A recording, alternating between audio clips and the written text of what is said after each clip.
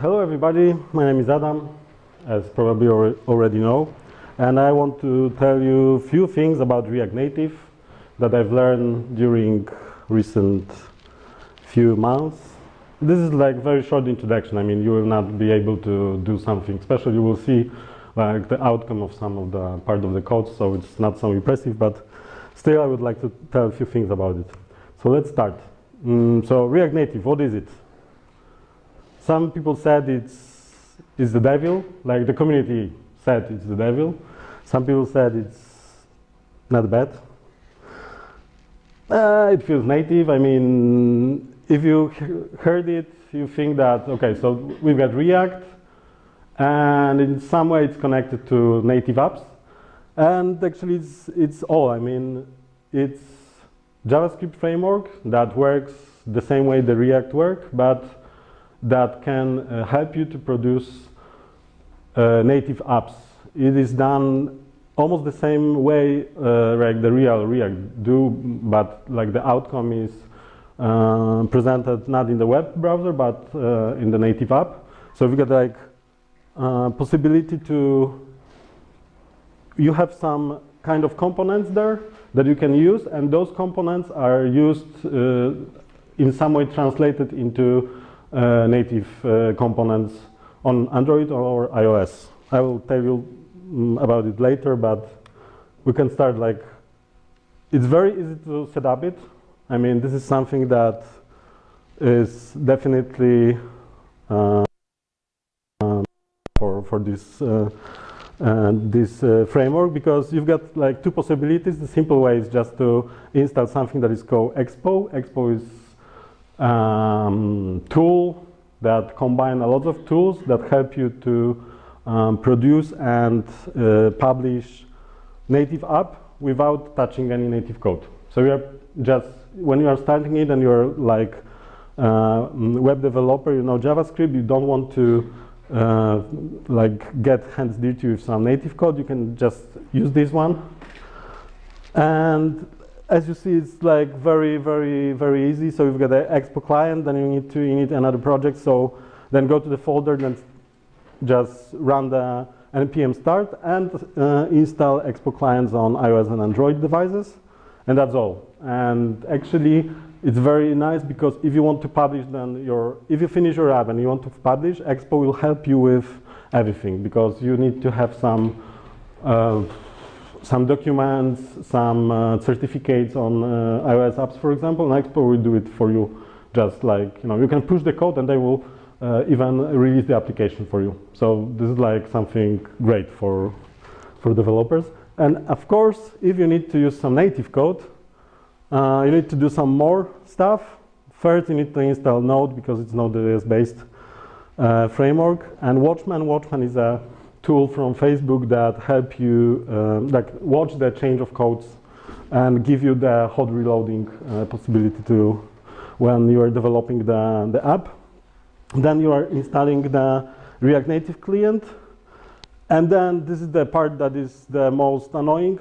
It was the most annoying for me. You install Xcode or JDK or Android Studio to have like all those native possibilities in the native code, and then there are some problems with it sometimes. So it's not so easy because you have lots of errors and, you know, not so easy. Anyway, then you have very simple, you can init the project with React Native init command and then run the application, and you've got two possibilities. You can run the iOS application, Android application. They have like separate comments for that, and it's all. That's all. And you've got like working application, just like a starting point. And how does it work? Well, it's all about components. I mean, it's the same thing that you have in React, but in a native mode. And it means that more or less you are using components, but the components you are using are not the components that, like you can write, for example, JSX like in React. You need to use like some components that are provided by React Native itself. And I will show you. This is like the basic, very basic code. And then we can go step by step. So first, you see you need to import React and component from React package. So as you see, it's like strictly related to React. I mean, this is something that can't work without React. And then you have, this is something new for React developers, like you need to, those are the basic components that you can use in your building your UI. And those are from React Native module. So you've got view, text, image, and style sheet here. I will tell you more later what those components do, but more or less those are the basic components. You can treat them like HTML tags a little bit. So you are not using divs, spans, and other stuff like this. You've used view, and view is more or less like div, let's say. And those components will be translated by something called bridge to native components from the native application. So view will become text UI view in iOS or something like that, and the text view in Android, I think. Yeah. Then you have like typical class declaration and component. Then you have constructor with some props and binding for the one function. Here is function for that will handle text changes, because we have here one input that will receive some data.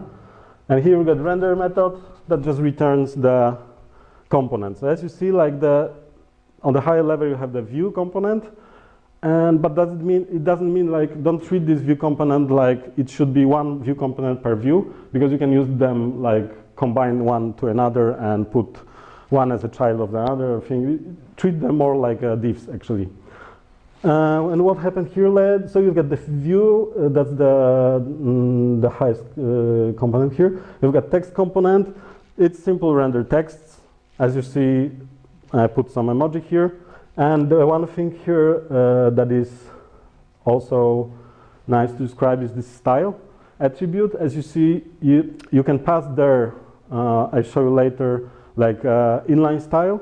So you can say, for example, high 40, like the line 25, or padding 10.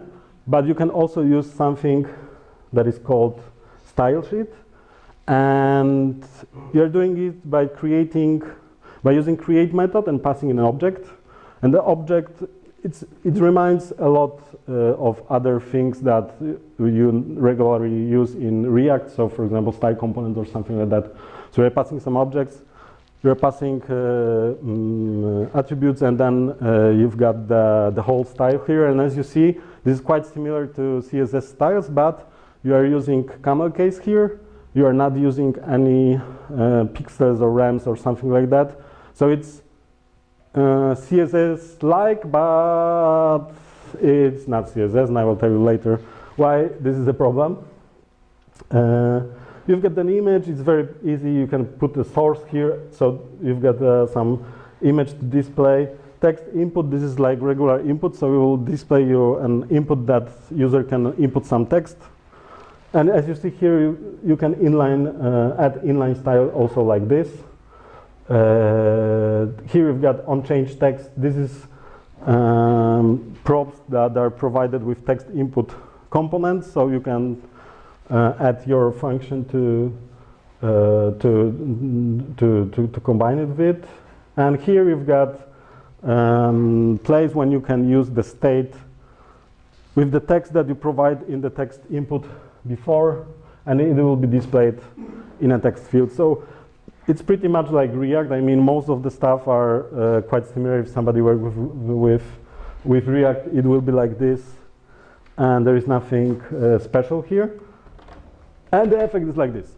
Yeah, so not quite impressive, but yeah, it's native app. Come on, like you've got native app. It works on Android and iOS, so like, it's pretty cool.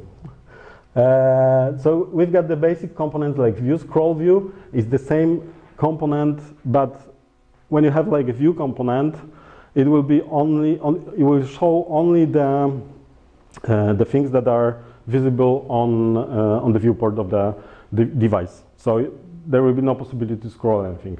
If you want to scroll something, you should use scroll view, but still, that's a big problem here, that scroll view will render everything like straight off the straight everything from beginning to the start. So if you have like a very long list with 20 items and 20 photos or something, it will scroll it without any lazy loading or something. So it's not the best idea to use it. Okay, style sheet, I already told you about style sheet, text and image. We have text input also. And there are some user interface related components. Those components are user interface components. So you can use them by touching, dragging and other stuff. So you've got button, it's just like simple button that can you can pass callback there to do some stuff. Then there is a picker, so this is something like actually like multi-select. You see it on iOS or Android. You've got slider, so it's like slider, switch. So you've got like Boolean values here. Something is 0 or 1.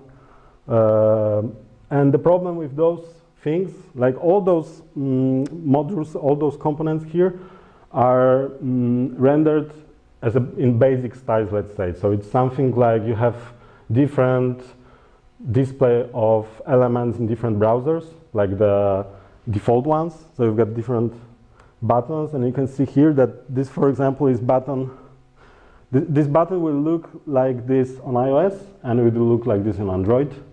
So you see, it's quite different. So yeah.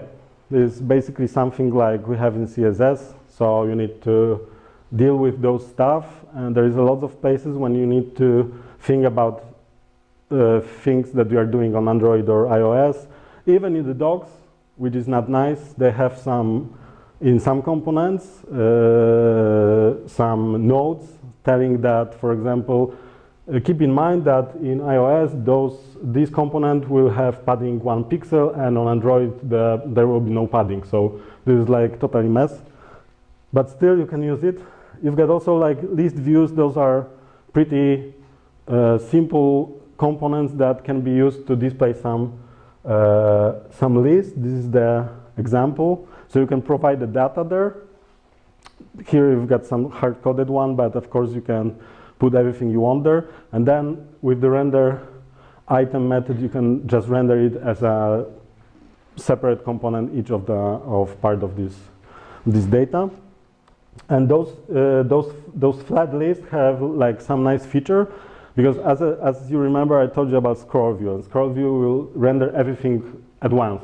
So if you get like 20 elements, pretty big elements, heavy elements with some images and other stuff, it will render it just straight away without waiting for any scroll or something. And with list, the API is like this, that it will only render the things that are in the current view. So when you scroll, they will render the other things, hide the things that went top and other stuff, and it's just like out of the box. So it's pretty cool. Here we've got some iOS components and APIs, so these are only related to iOS. You've got also this kind of things related only to Android, because there are some difference, and of course there are others, like those are not the all components you can use. They are pretty much the biggest part, but you can find web view, for example, to use the browser into your application if you want to render something that will be like rendering the normal, regular web page. You can use web view for that. And you've got something that is called platform-specific code. I told you that you have these components. You've got the APIs that can be used only on iOS and Android, but you have also possibility to because you are creating like closed platform applications, you can use some tools or techniques to separate parts of the code to be rendered only on specific platform. So you've got two possibilities. You can use the platform module, or you can use platform-specific file extensions. And the platform modules looks pretty like this. So as you see here, we require here something called platform from React Native, and it gathers the information about current device you are using. So you can then call platform OS, and it will give you the Android or iOS answer, and then based on that you can conditionally render some stuff or change styles like here, or even require some components. So let's imagine you have like one big component that contains 5 components, and only 2 of them should be rendered on Android and the other 3 should be rendered on iOS. You can easily do it this way by checking the platform. And the platform-specific extensions, it means that when you have, for example, like the same component that does the same in the application, but there are some changes between Android and iOS, like small changes, you can put there this file to the, like you can create 2 files, add iOS or Android before JS, and then when you import it to the component, React Native will automatically know which use. So this is pretty cool. Like, you know, you don't need to think about it. It will do, like, it will be done automatically. So you just import it, and React Native will know which one should use for this specific device. How cool is that? Like community said, yeah, I mean, there are some cool stuff. Of course, if you, I like this one. This is like pretty cool, but like there are some problems, of course. There are some problems. I mean, the most of the companies that use React Native use it not like a starting point, but more to like write some kind of module to use it in an application. They are still like trying to make it work. The cool feature of React Native is that it works like straight off the box with other like native modules. So you can easily, you can import the native module. Let's say you've got a module written in Objective-C or Swift and you want to import it to React Native application. You just do it by doing import, and it's all. Like that's all you need to do. So you can easily combine your React Native app with native components. So for example, in Allegro, they did the part of the native application, the part that is connected with those, how do you call it? Like there's those coins, you're gathering those coins and you have some discounts or something. So this part is written in React Native, and you know, like most of the native developers said that in React Native there are some problems with animations because they are not straight the same like native app. And if somebody is working with native app, we will notice it that, oh come on, this is like, you know, this is not native app, it's just React Native, shitty. Of course, the first thing, for example, if you put to the Google and you put React Native, you will see that the first suggestion from Google is memory leak. So probably there is something on it, but still, I mean, it's great that you can easily use it. You can easily write some code that is like pure JavaScript and it will transcript. And this is native app. It's not like you are using some kind of web view to just, you know, or browser to just display the application. This is native app, like full functional native app that can be used and published in App Store or Google Play, and it's like pretty perfect. I mean, really. And as you see, there are a lot of huge companies that already used React Native, but as I said before, most of those applications were written in native languages as a native apps, and only part of them were created with React Native. But the nice thing is that most of the developers working with those React Native stuff said that they will try to use more React Native because it's easier to develop, because you've got hot module reloading. You don't need to compile the application every time you want to change something. you can use the expo to have like very simple publishing policy, because you just push the code and everything is done. I mean, you don't need to think about all those stuff that normally you're doing when you're pushing the application to the App Store. So yeah, I think it's quite interesting. It's definitely not something that, you know, it's not like this that you are just, you know, the React and you go to the React Native and you feel like, oh, come on, now I will write some cool app on iOS because I'm iOS developer now. No, it's not like this. I mean, it's just something that can help you, but for me, and I think that the biggest plus here is that you can use the native modules, and I can imagine that there will be some possibility when you are writing your React Native not from the starting point, that still you will need to use some modules from Objective-C or Swift or Java or something, because as far as I know, there are some things that are not so easy to do with React Native, or that are even not possible to do. So still, just we need to treat it as something that can be useful, but I'm not sure if that's something that should be used as a starting point for like a huge possible app. Okay, and thank you. That's all. We've got Power Rangers dancing here. Thank you very much.